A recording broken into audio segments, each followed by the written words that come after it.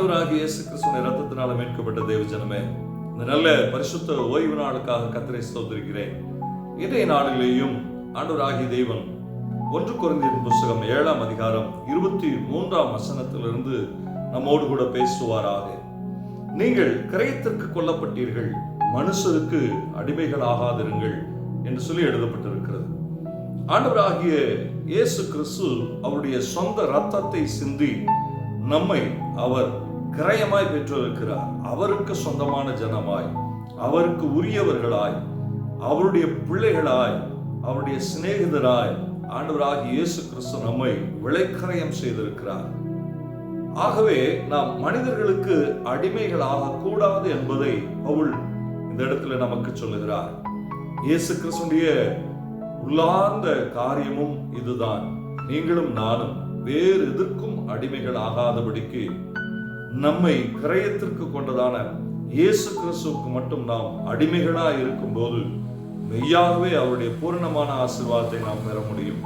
இன்னைக்கு அநேக பேருடைய வாழ்வில் நாம் எதுக்கோ அடிமைப்பட்டிருக்கிறோம், ஏதோ காரியங்களுக்கு அடிமைப்பட்டிருக்கிறோம். காதல் என்கிற மலையிலே, இன்னும் உலக பிரகாரமான காரியம் என்கிற காரியங்களிலே, இன்னும் மொபைல் போன்ல, டிவியில, ஸ்போர்ட்ஸ்ல, இன்னும் சீரியல்ல, சினிமால என்று சொல்லி ஏராளமான அடிமைத்தனங்கள்.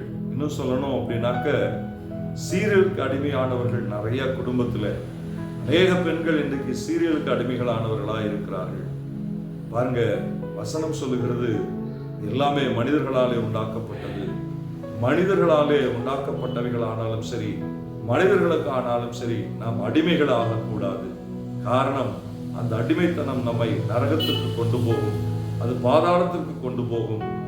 இயேசுவுக்கு நாம் கிரயமாய் பெறப்பட்டு இருக்கிறோம் என்றால், நீங்களும் நானும் இயேசு கிறிஸ்துவுக்காகவே வாழுகிறவர்களாய் இருக்கும்போது மெய்யான ஆசீர்வாதங்களை நாம் பெற முடியும். இன்றைக்கு நம்ம ஒப்பு கொடுக்கலாம். ஆண்டவரே, நாங்கள் உம்முடைய இரத்தத்தினாலே கிரயமாய் பெறப்பட்டு இருக்கிறோம்.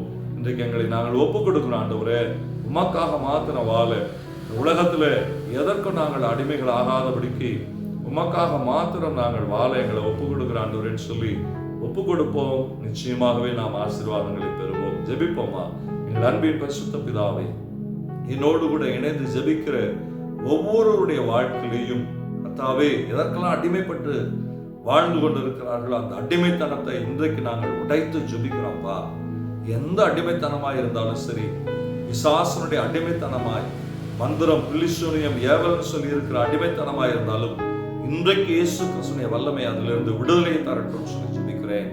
ஆண்டவராகிய தேவன், நீர் உம்முடைய இரத்தத்தினால் எங்களை கிரயம் பண்ணி இருக்கிறீரே, அந்த கிரயத்திற்கு சொந்தக்காரர்களாய் வாழ எங்களை ஒப்பு கொடுக்கிறோம்ப்பா. நீர் அப்படி செய்கிறதுக்காக நன்றி. இயேசு கிறிஸ்துவின் நல்ல நாமத்தினாலே ஜெபிக்கிறோம் நல்ல பிதாவே.